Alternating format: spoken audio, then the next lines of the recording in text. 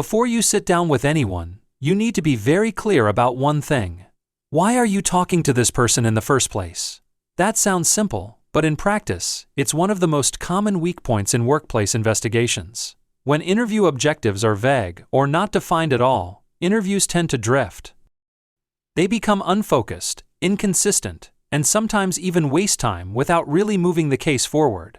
So the purpose of this step is to give your interview structure. Think of it as your compass. It keeps you oriented so you don't lose direction once the conversation starts.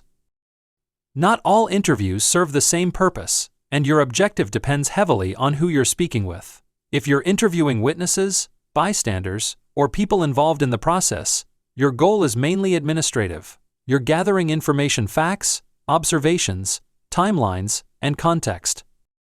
These interviews are about understanding what happened and how things normally work in that environment. On the other hand, if you're interviewing someone who is a subject of the investigation, the objective shifts. It becomes more focused on testing explanations, clarifying inconsistencies, and ultimately understanding whether misconduct occurred. This is still done in a professional and non-confrontational way, but the goal is more direct, getting to the truth of the matter. Beyond interview type, every interview should have clear, practical goals agreed at the start of the process. You should be able to answer, what exactly do I need from this person? In many cases, your objectives will include things like understanding whether the issue is isolated or part of a bigger pattern, identifying who was involved and what their roles were, and understanding why certain actions were taken. That why is especially important, because in many workplace investigations, it's not just about what happened, it's about what needs to change so it doesn't happen again. You're also collecting information in a way that helps decision makers. In other words, you're not just gathering facts that can be used for fair and consistent corrective action.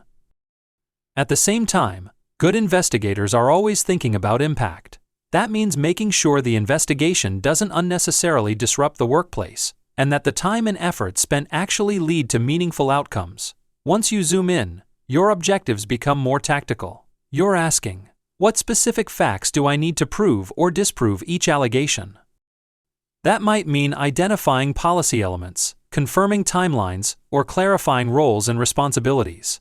This helps you structure your questions so you're not just talking to someone, but actually collecting the exact information needed to reach a fair conclusion. You also start thinking about sequencing. Who should you speak to first?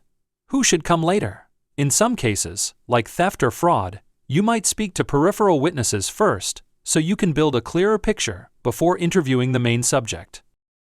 And part of this is simply making sure you understand the basics: where the person was, what their job involved, and how they relate to others in the case. There's also a very practical reason to do all of this properly: defensibility. Why this matters for defensibility? When you clearly document your interview objectives from the beginning, you create a record that shows your process was fair, structured, and reasonable. That matters because investigations are often reviewed later by HR leaders, senior management, or even external parties. Clear objectives help demonstrate that you weren't biased and that you weren't just chasing a conclusion. They also protect you from scope creep. Without clear objectives, it's easy for interviews to drift into unrelated issues. With clear objectives, you stay focused.